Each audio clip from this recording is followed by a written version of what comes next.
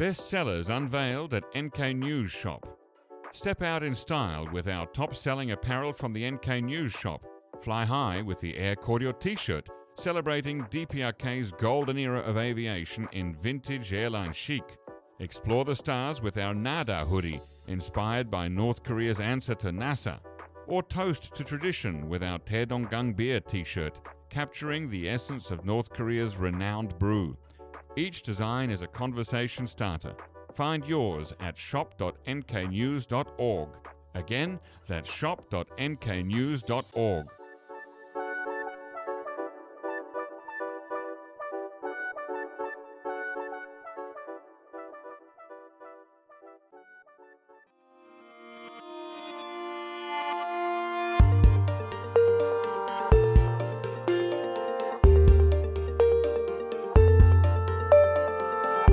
Hello listeners and welcome to the NK News Podcast. I'm your host, Jacko Zwetzel, and today it is Tuesday the 9th of December 2025, and I'm joined here in the studio by Chad O'Carroll.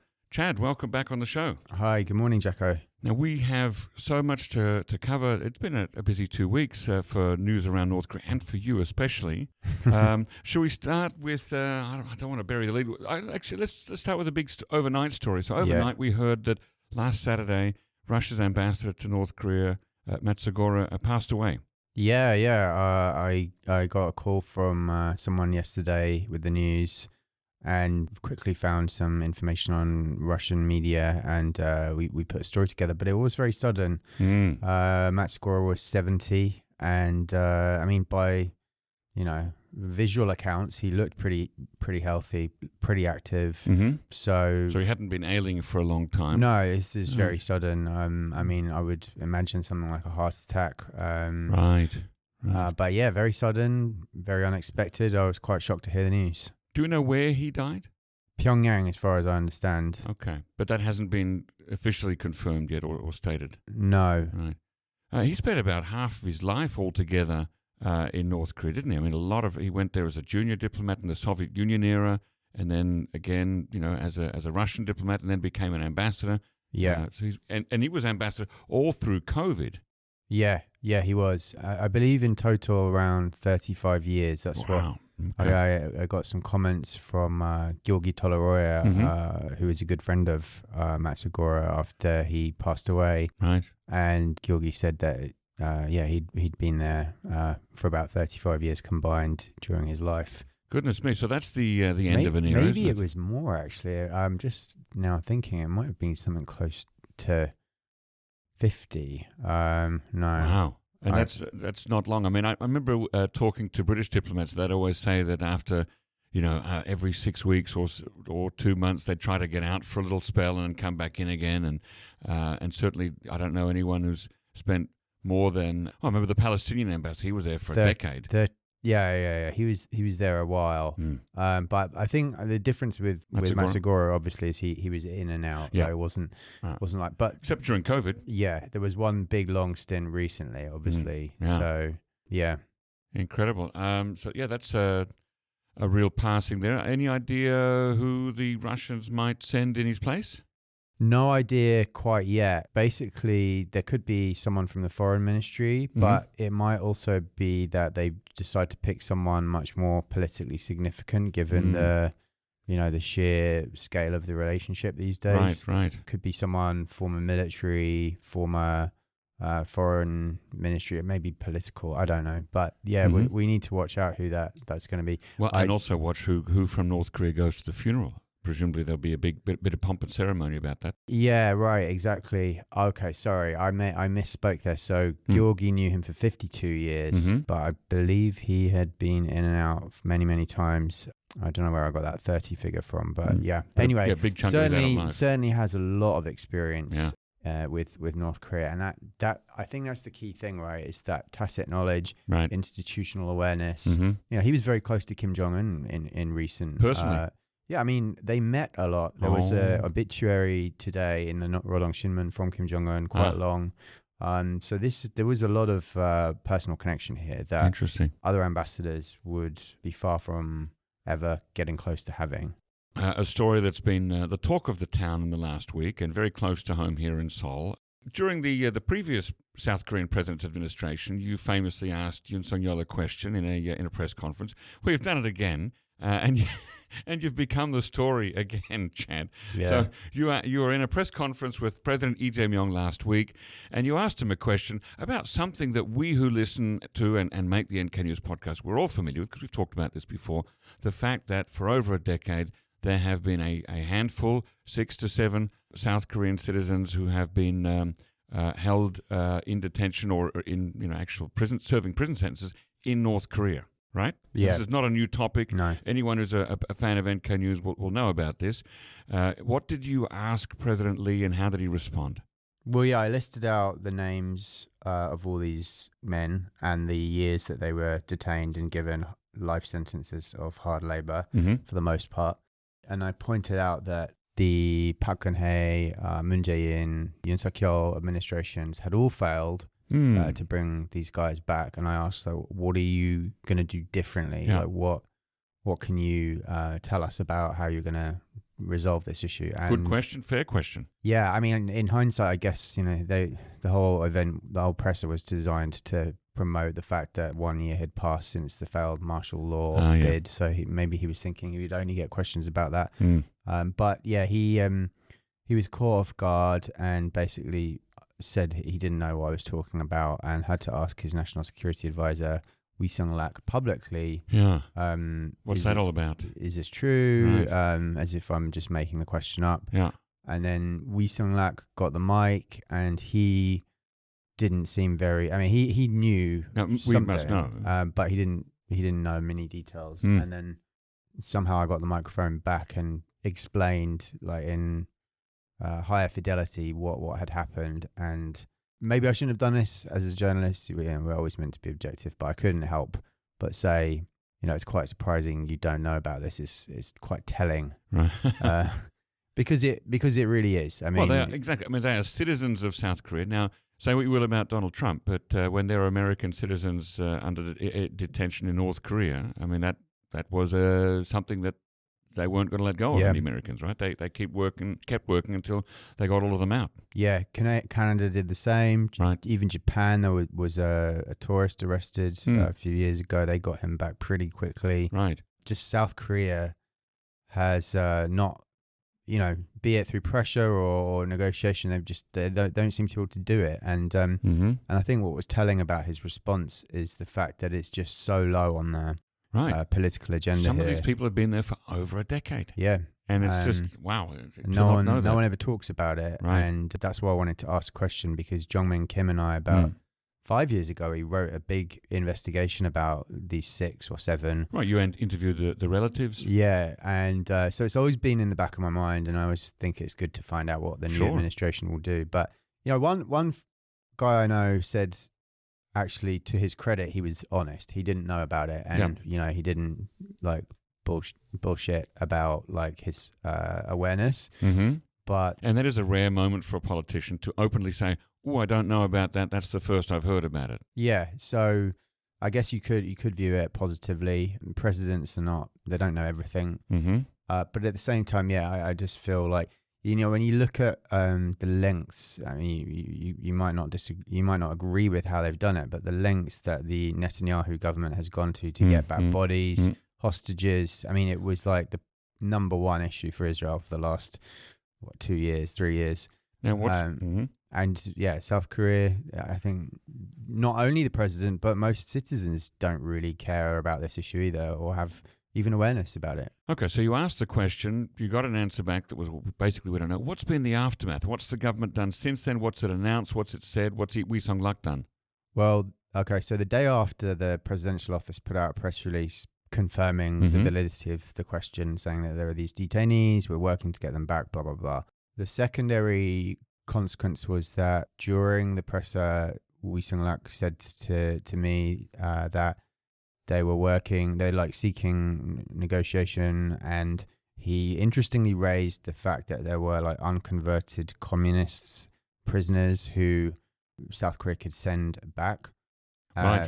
I've talked recently to somebody on this podcast, I can't remember who it was, about the 90-something-year-old gentleman who was a a spy sent from North Korea down during the latter part of the Korean War Yeah. and has been in prison.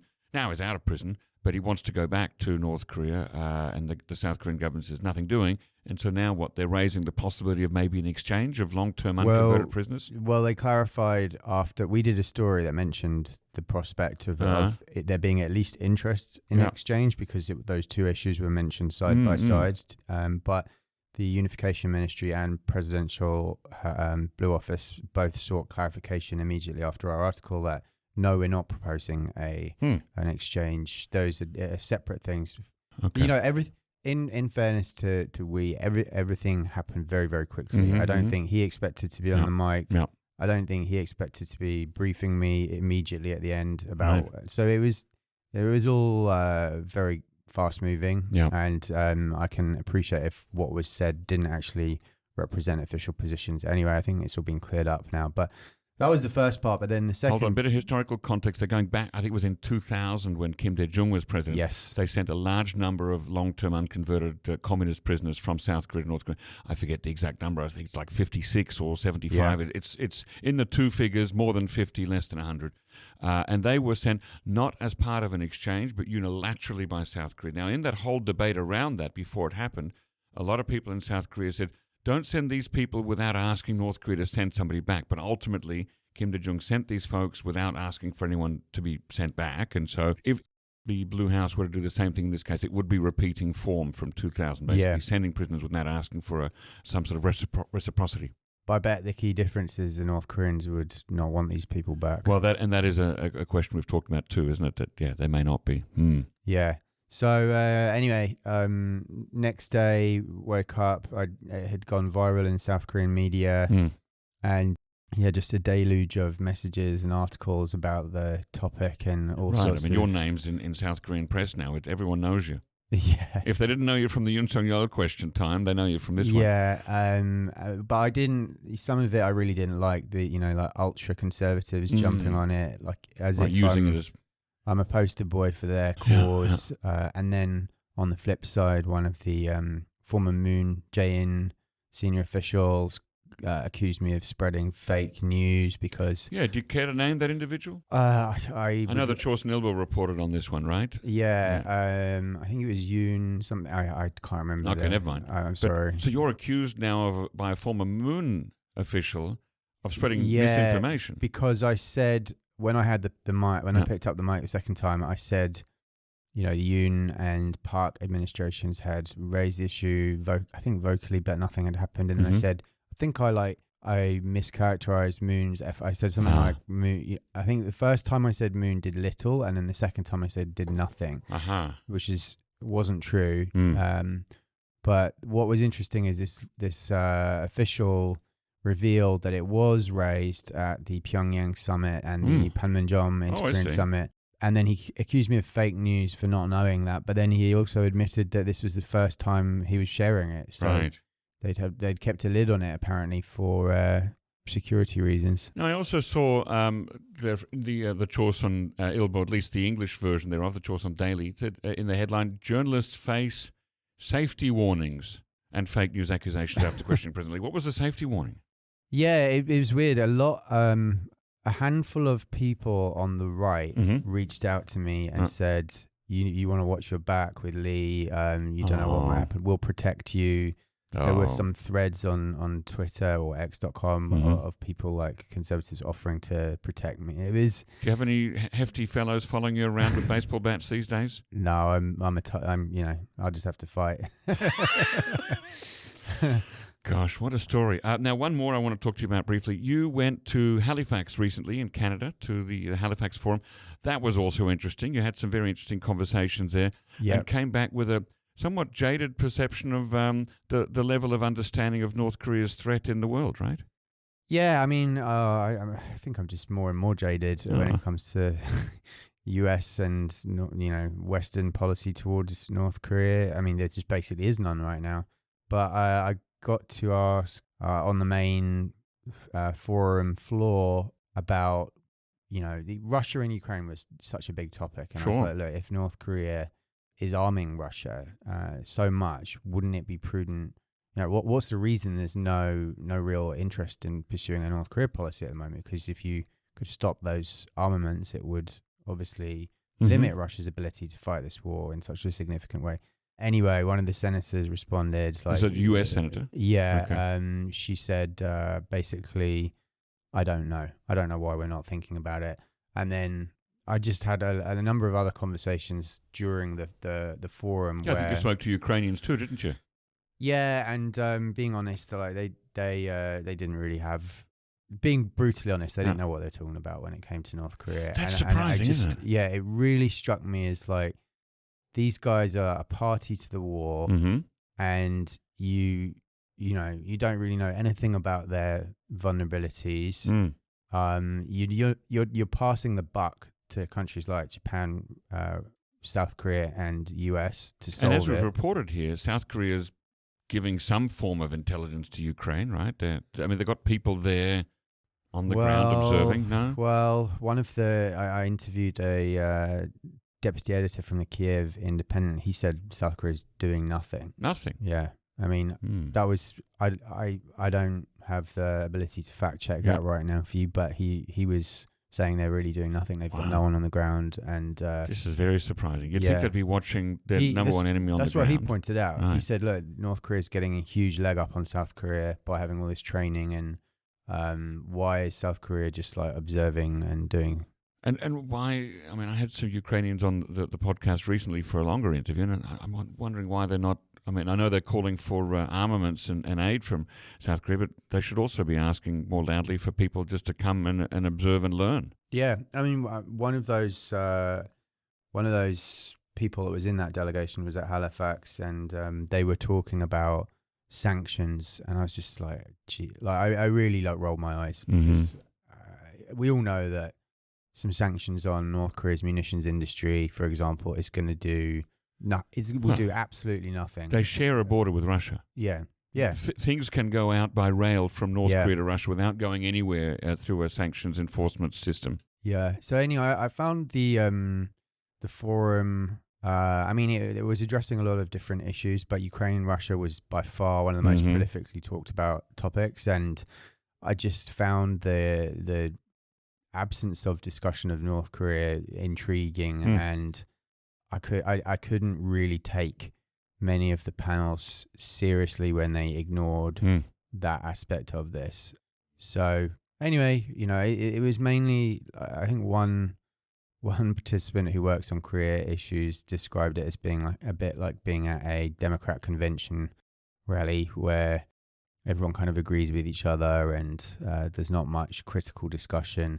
Although I've got to say, Garry Kasparov, the former chess grandmaster, yes, I was there. He's in the political scene now in Russia, isn't he? Or as an exile? Is he? Yeah, he's an exile, but he's big in the human rights advocacy community. But I never spoke to him. I interviewed him, and what I appreciated about him, he was one of the only straight talkers I really saw there. There were a lot of European defense ministers like blabbing on about how they'll never accept Russia, blah, blah, blah.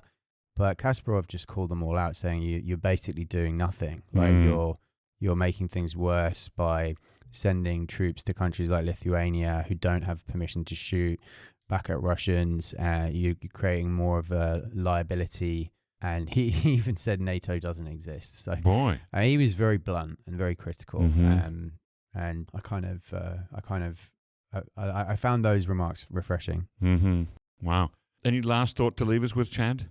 Well, we are coming up to the end of the year, and we've got the North Korean Congress coming up in January, maybe February. We don't actually know. It's not been called yet, but we'll be looking for any sign of new military plan, 5-year development military plans, economic plans, etc. And all of this, could potentially open the lid on discussion with the US if things land in a kind of more neutral way from this Congress. Obviously, Trump is going to be in China in April. Right. It's probably, to be fair, like a 1 in 5 chance that they'll meet, or 2 in 5. I did predict at the start of this year that they would meet, and I've got that wrong. So, ending the year with a failed prediction. Oh dear. My crystal ball didn't work. All right. Well, thanks very much for coming on the show today, Chad. See you again soon. Bye-bye.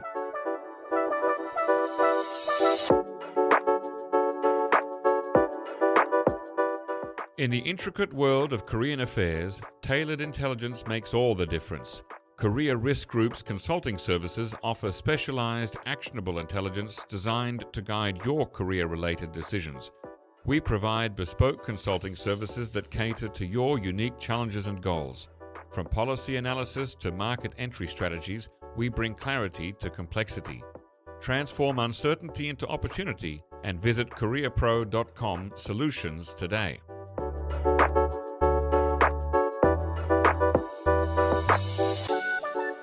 Ladies and gentlemen, that brings us to the end of our podcast episode for today. Our thanks go to Brian Betts and Alana Hill for facilitating this episode, and to our post-recording producer genius Gabby Magnuson, who cuts out all the extraneous noises, awkward silences, bodily functions, and fixes the audio levels. Thank you, and listen again next time.